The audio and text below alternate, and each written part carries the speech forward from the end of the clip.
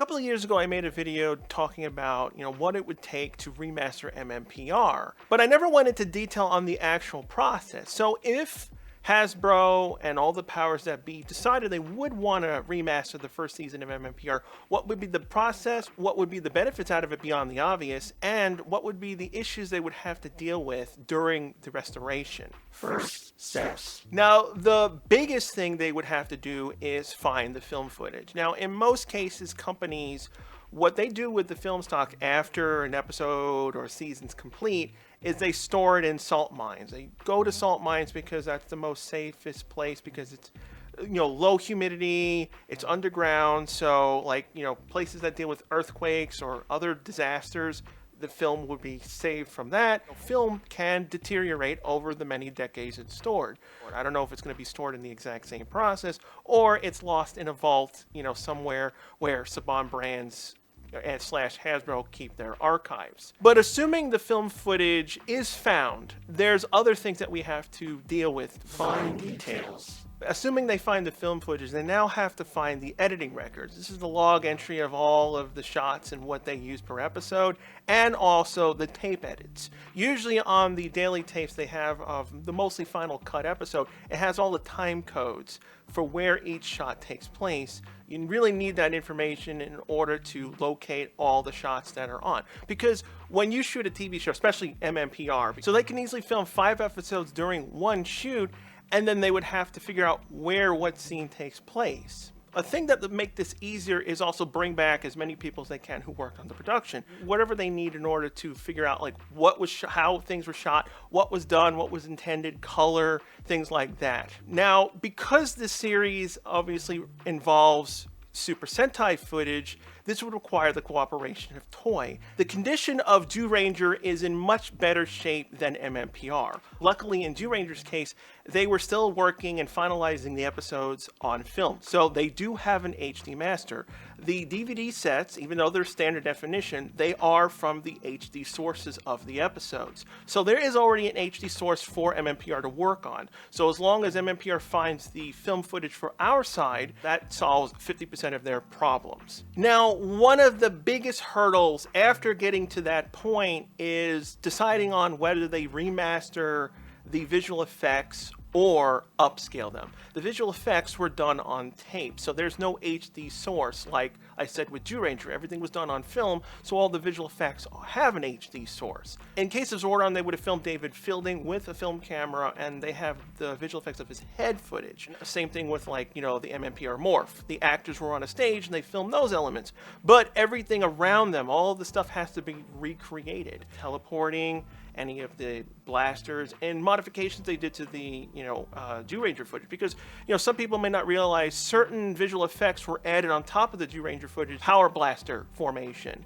in Ranger, there were several visual effects that were not in the original footage, and MMPR added onto it, so it made it look more cooler. Zordon's head visual effects, they would have to redo that. Now, another problem they would run into is that the visual effects would never be 100% identical. The reason why it's so difficult to recreate visual effects for an old show like PR is because the video stations they use to assemble the episodes, a lot of the visual effects are just from stock things that those hardware did. Like, for example, there's many beam effects in MMPR that you may recognize in the show Ghost Rider, not the Marvel character, the PBS show. A lot of Ghost Rider's effects also used in MMPR because they use the same editing hardware that had those effects built in, and they manipulated them until what they wanted to do.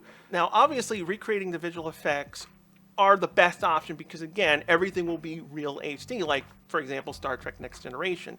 The reason why they were able to get away with it in TNG is because all the visual effects from the ships and stuff were shot on film with models. Later Star Trek shows, starting with mid DS9 seasons and up, they started using CGI, which makes it much more harder. The other option is go the Babylon 5 route, which is they simply took all the film footage, rescanned it, remastered it, but anything that had visual effects to it, even simple things like flashbacks that have black and white shots, they simply just upscale the footage, and obviously it won't look great, but that's their option. Now, MMPR, because it is a very cheap, low-budget show, it would be doable to remaster it because there's not that many visual effects per episode. You may think, well, there's a ton of Zordon shots. In reality, they shot maybe a dozen to maybe 20 shots of Zordon, and they just simply recycled them over and over and over again. That's the reason why Zordon has no visible mouth. So they can just steal, oh, we just used this shot from episode 2, put it into episode 12, and there you go. You got your Zordon shot, and they just simply time it to that. So once you get through those initial Zordon shots, you pretty much can just reuse them over and over again. Now, how they reassemble the episodes, it's a long process. They have to go through and basically scan them in. After that process, an AI is used to locate the shots that match what was in the episodes themselves. The AI will flag, and then the editor will pop them in, and that's how they find the footage much more easier now and again. So it's made it much more faster, much more cheaper in order to reassemble the episode. So that's why a lot of shows now can be remastered, but they'll just simply forego any of the visual effects. But there is still a problem doing this process.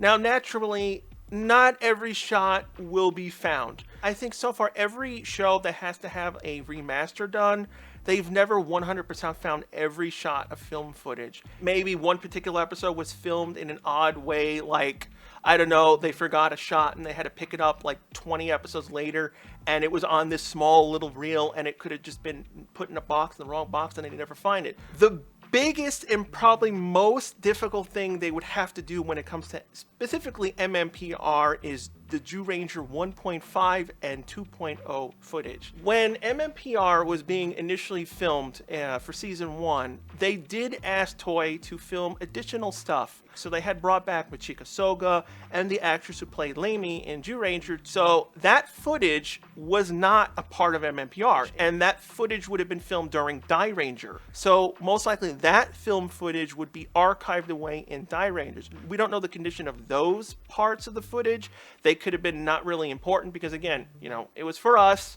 It wasn't for Japan. They could have just archived them. They may have been destroyed. We don't really know. So there's a possibility the 1.5 footage as well as the 2.0 footage that was for the additional episodes for season 1 and the portions for season 2, we may not have them. Those shots most likely would be the ones that would be lost. Remastering benefits. What is the benefit of remastering MMPR? Now, obviously, remastering MMPR would make it in HD. You'd have a 1080p scan. Granted, the show was shot on 60mm. Even being a low-budget show, transferring the film today would be miles better than what we have currently. There's a ton of degradation that happened with the tape masters from the natural transfer, went back in '93, but also from the age of the tape masters. They're not that in great shape. Turbo and up, the show looks pretty good for its time, but MMPR and Zeo and Alien Rangers, they're the ones in the worst shape that would definitely benefit from being remastered. Other benefits is, do you remember how a lot of the producers, like Tony Oliver, who had said, oh, we recorded and filmed an early pilot, and also there were early edit versions of the episodes, but because it was '93 and the whole video game violence thing happened, they had toned it down. Getting all the original footage back for the remaster, we could potentially find all those original version shots and edits, and they could, as a bonus feature, reassemble like the original version of the pilot, early versions of the edits that were done before they aired. Not to mention, we can also potentially find bloopers. We've seen it, whenever they did the bloopers in space and Turbo and whatnot. It would be cool to see some bloopers from MMPR. Another positive from a remaster is they could go back and fix errors that were overlooked, like the original names of the weapons in different drum, and the close-up of Jason's Morphin saying Zyuranger, along with the original errors as a choice on the Blu-ray. Going back to the film source would also give access to the cast's voices, music, and sound effects, allowing these things to be used in toy releases. Would it happen? Obviously, do I see them doing this entire process? No. It's a lot of money and effort. However, it is doable as long as we have the key components. That will give us a gateway to attempt to do it. As for the visual effects for MMPR are very simplistic for today's standards. Honestly, if you gave me a year personally and gave me all the footage, I could actually redo all the visual effects. That's how relatively easy they could be for one person to do. It still would take time. There's a lot of teleport effects, there's a lot of custom visual effects, but for the most part, MMPR would be very, very easy to remaster, you know, as long as we can get some people back from the crew that worked on the show and tell us like, oh, I lit it like this, I wanted it colored like that. Compared to any other remastering process, it would probably be one of the most cheapest remasterings done ever, because 50% of the footage would be available to us. Now, you know, theoretically talking about later seasons, that's where it becomes tricky, because eventually at a certain point, it was in the, I think around episode 17 or 18 of Car Ranger, that's when they stopped doing film masters for the episodes and they switched over to tape masters. That's where we start going into like this half and half of it's HD, then a lot of the shots will be in SD for visual effects. And then by the time we get to Mega Ranger, all the footage is done on tape, so there is no HD master. So eventually, if we did get up to space and remastered space, we would have SD material only for the Japanese footage going on. For the visual effects for later seasons, as the seasons go along, the visual effects would be much more harder to redo. It would be more and more of the visual effects would just be simply upscaled. But personally, if we did get this, I would still take the upscale, because it's better off having at least 70% of an episode in HD, like, for example, Babylon 5.